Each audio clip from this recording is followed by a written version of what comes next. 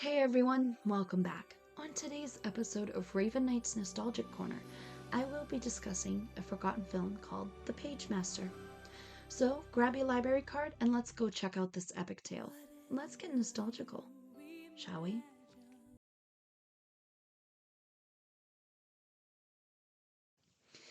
The PageMaster was a children's movie that was released on November 23rd of 1994. It starred child actor MaCauley Culkin, who is best known as his role of Kevin McAllister in Home Alone. It co-starred the iconic Christopher Lloyd, who many of us recognize as Doc from Back to the Future, and many other roles, including Rasputin of Anastasia. Alongside Christopher Lloyd, we had the amazing and quite lovely actress Whoopi Goldberg from the Sister Act in the Patrick Swayze movie Ghost. And for all you Trekkie fans out there, you'll love this next part. We had not one, but two iconic Star Trek actors amongst the cast. Sir Patrick Stewart and Leonard Nimoy. And if Sheldon Cooper was real right now and he didn't know that, he would be screaming with joy over that one. The supporting cast included Frank Welker of Scooby-Doo. We also know him as Garfield. Ed Begley Jr. as St. Elsewhere, and finally, the lovely Mel Harris of 30-something.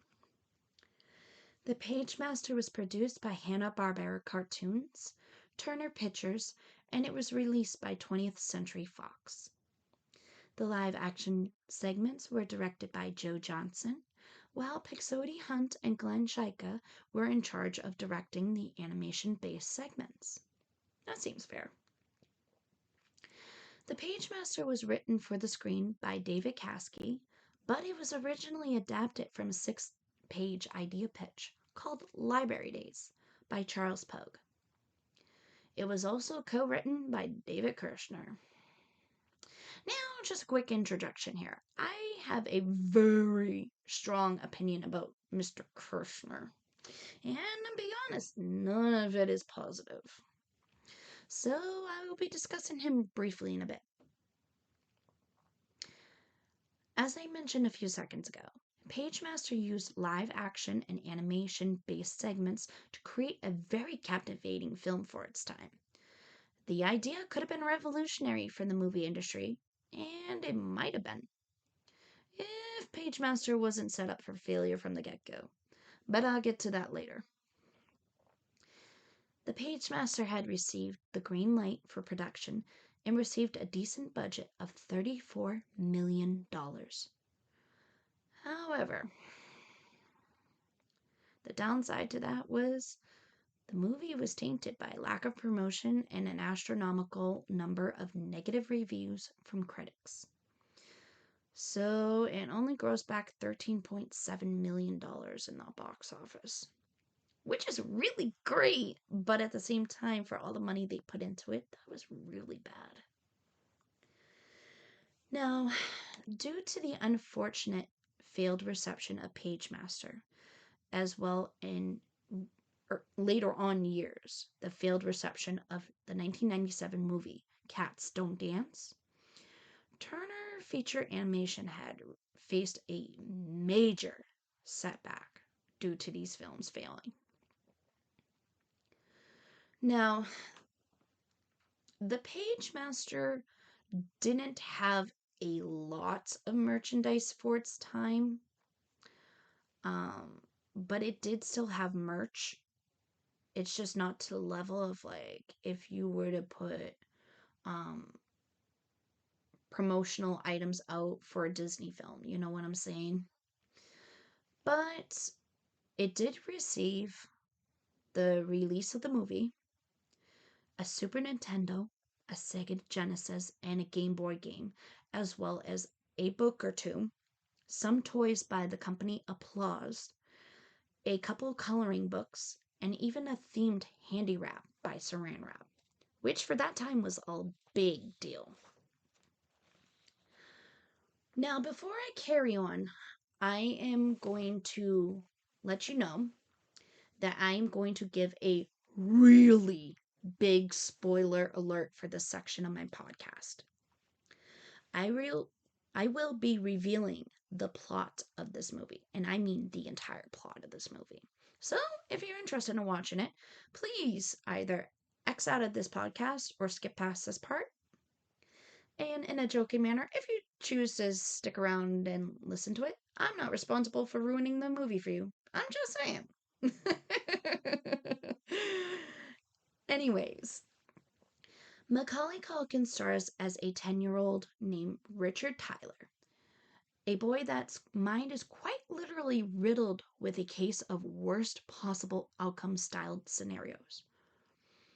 This thought process has not only caused him to fear daily life, but it has forced Richard to use logic and statistics to create an almost paranoid induced safer outcome that he is able to control for almost all scenarios that he creates in his mind.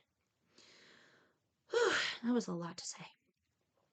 But boy, did they severely limit MaCauley on acting with this one. Jeez. Now, Richard is sent off by his dad to purchase a bag of nails from the hardware store to finish Richie's treehouse.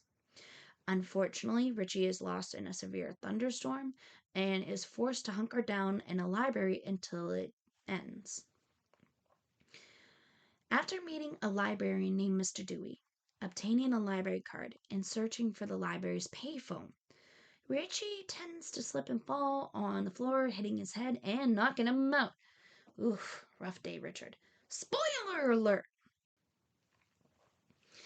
Richard awakens and finds himself before the PageMaster, who is the mythical keeper of books as well as the guardian of the written word. Now, for those of you who do not know, Mr. Dewey and the PageMaster are played by the same person, Christopher Lloyd. After entering what I personally call the world of books, Richard asks the PageMaster for directions to the exit, which in itself becomes a conundrum. The PageMaster points Richard to the fiction section, and Richard begins his journey. Now, I'm going to quickly introduce a new little segment to my podcast called Raven's Free Thought. I hope you like it. I have to discuss something here for a second that's been bothering me for years. Why does no one ever address the fact that Richard was practically scared of everything, but in the same breath of fresh air, is so willing to walk to the exit, unaware if this whole thing could be a trap or not? Not even pondering the fact that the PageMaster could quite potentially be the entire villain of the story. Okay? Yeah, let's just keep buying the fact that Richard had all of a sudden gained instant confidence in himself now that he isn't in the human world anymore.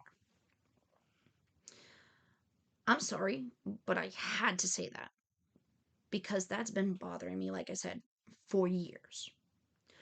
Also, does anyone else find it weird he is named Richard, much like another role MaCauley Culkin played, Richie Rich? Anybody remember?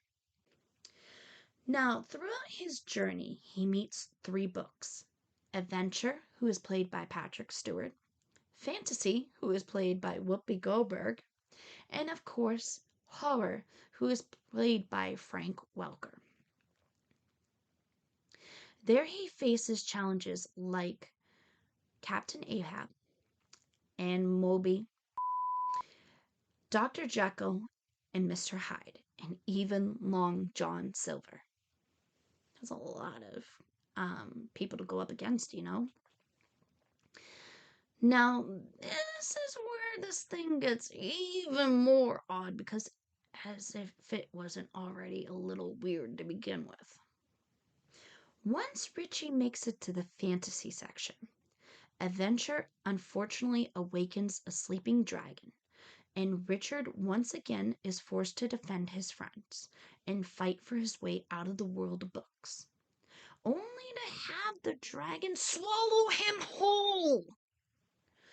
Richard then stumbles upon a copy of Jack and the Beanstalk in the dragon's belly, and uses the same beanstalk bean to climb out of the dragon's mouth.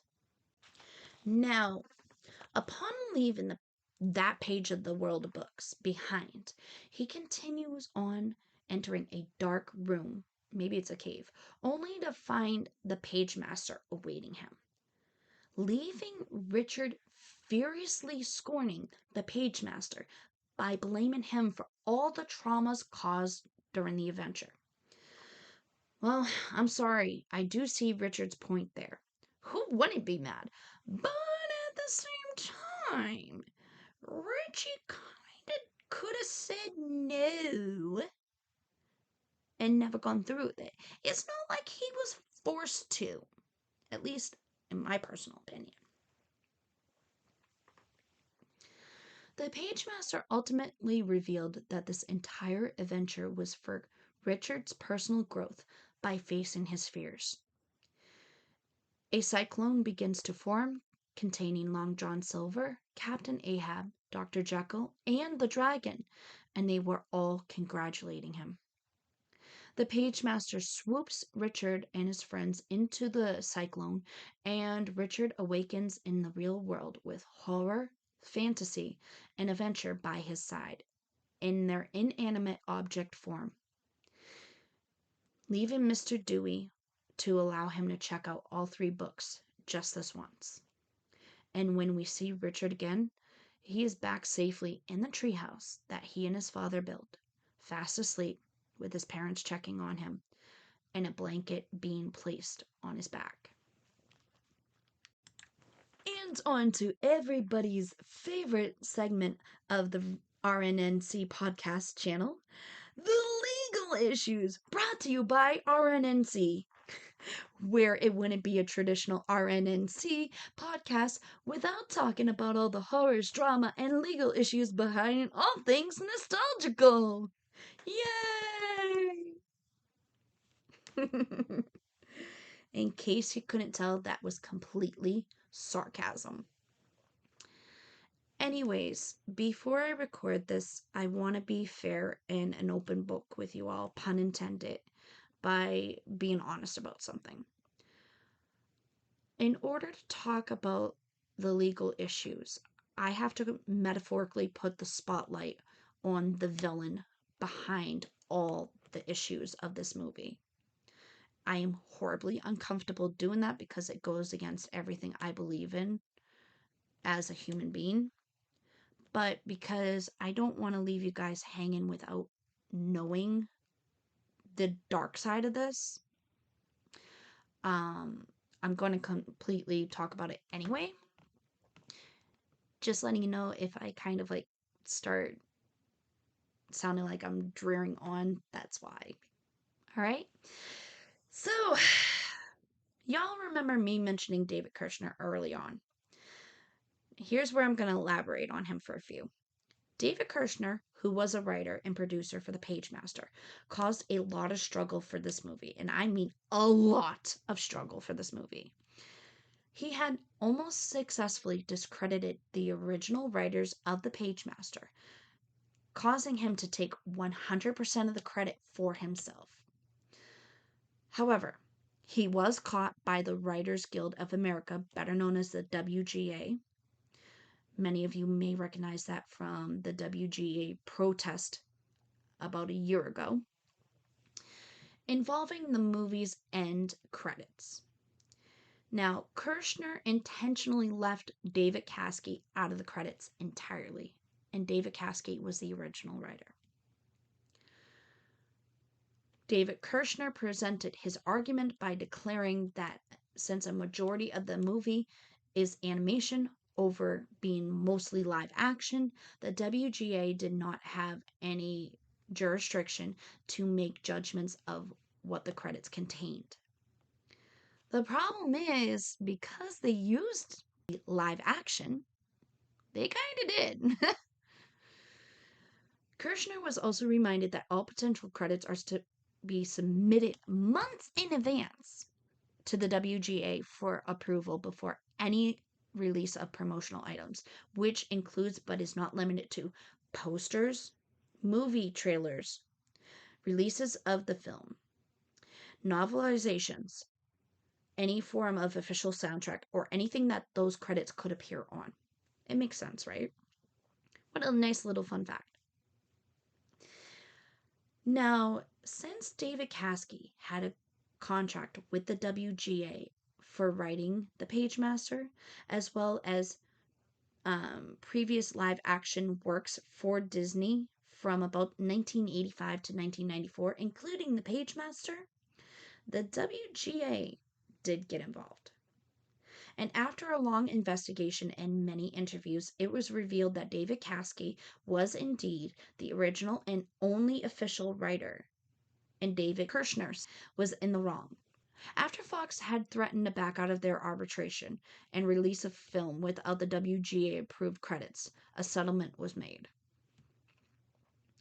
The credits were released to feature both David Kirshner and David Caskey's names. But there was a little bit of a plot twist there, too. They also included a third writer on the credits as well, Ernie Contreras. I hope I pronounced that right. This was the most expensive investigation that the WGA faced during its time to protect one of its own. The final chapter. Due to its unprecedented failure, PageMaster was pretty much unacknowledged through the years. Unfortunately, it didn't even qualify for a cult classic style movie title. I honestly loved watching most of MaCauley Culkin's work growing up, including the PageMaster. Honestly, whenever PageMaster came on, I was plotted right in front of the TV, and I would not get up until that movie was on a commercial break or over. It was kind of like one of my cult classic favorites. And it was much like watching Rainbow Bright for me. It only happened to be on TV once every blue moon. I honestly believe that with the lack of promotion, or probably the wrong promotion, PageMaster was bound to fail. However, MaCauley, if you're listening, please have them take your version of PageMaster and remaster it for release. Please. Too little people don't even recall it at all. We need an anniversary line for it too. Also, if you are listening, thank you for being such a prominent part of my childhood. You were greatly appreciated in my household. Well, that was a lot of information. Woo! I am tired. Yikes. So, what do you all think? Would you like to try giving PageMaster a second chance? Do you recall this movie from your childhood at all? What was your first impressions of it if you do? Chime out in the comments below. Get lost in a good book tonight.